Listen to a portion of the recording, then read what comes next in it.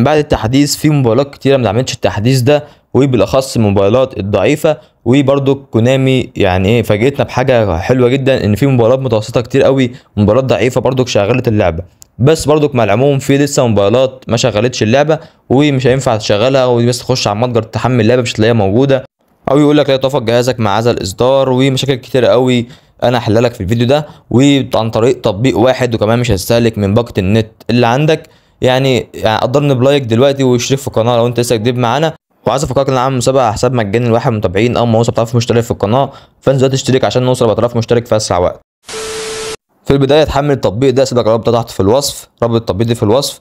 واول ما تخش عليه زي ما انت شايف كده هيظهر لك الواجهه ديت. اول ما اقول لك اتفرج على الاعلان عشان تاخد وقت، على طول اعمل شاهد الاعلان، وتشاهد الاعلان عشان تاخد وقت تلعب بيه، عشان التطبيق ده اكنه محاكي يعني بيشتغل بالوقت. لو انت الوقت بتاعك خلص مش هينفع تلعب اللعبه او تلعب اي لعبه غير بيس عموما يعني. فلازم تتفرج على اعلانات عشان تاخد وقت كبير، وما تقلقش يعني هو بيديك حوالي 30 اعلان في اليوم، وما يعني ايه وقت كافي جدا انك تلعب بيهم اللعبه، او يبقى معاك كمان زياده.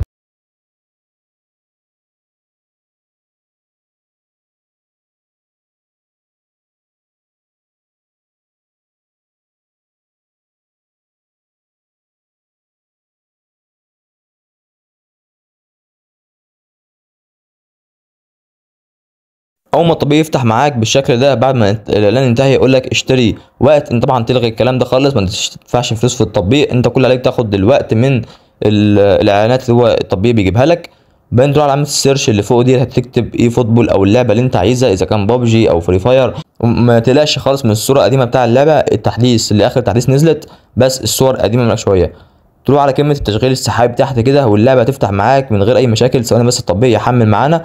ما انت شايف كده اللعبه فتحت معانا من غير اي مشاكل، وحرفيا انا يعني كمان مش هقول لك اعمل تثبيت للعبه، لا اللعبه تبقى موجوده عندك ومش هقول لك اعمل تثبيت. في كل الالعاب عندك كده مش هقول لك اعمل تثبيت حتى لو لعبه عندك مش متثبته على الجهاز، وهقول لك العبها من جوه التطبيق، عشان كده التطبيق بيديك وقت للعب.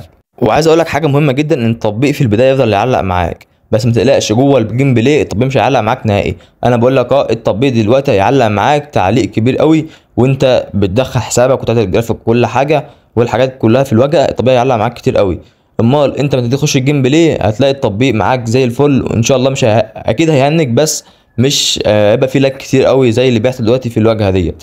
كل عليك بس توطي كده الجرافيك وتظبط كل حاجه في الجرافيك وتخليها 60 فريم، وتظبط كل حاجه. بعدين بقى انت هتخش بقى على اللعبه وتلعب براحتك، واللعبه هتشتغل معاك من غير اي مشاكل.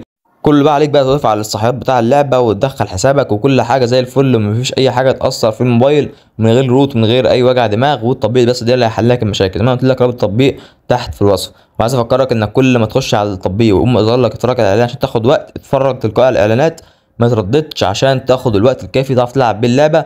او انت عايز مثلا تلعب اللعبه دلوقتي ما تتفرجش على الاعلان، او تتفرج كمان عشان تاخد الوقت يبقى متخزن معاك. وانت برضك لو رحت على الاعداد بتاع التطبيق هتعمله سموز اقل حاجه على الجرافيك، ما تعملش الجرافيك اتش دي علشان ما يعلقش برضك معاك بزياده، تعمل الجرافيك سموز. وبس كده. لو انت وصلت لحد هنا ما تنساش تحط لي لايك، او التطبيق نفع معاك حط لنا برضك لايك، او في عندك اي مشكله في التطبيق اكتب تحت في الوصف، او مشكله في اللعبه عموما اكتب في الوصف ان شاء الله هرد على الكل. وبس كده اشوفكم في فيديو جاي بصحه وسلامه. سلام.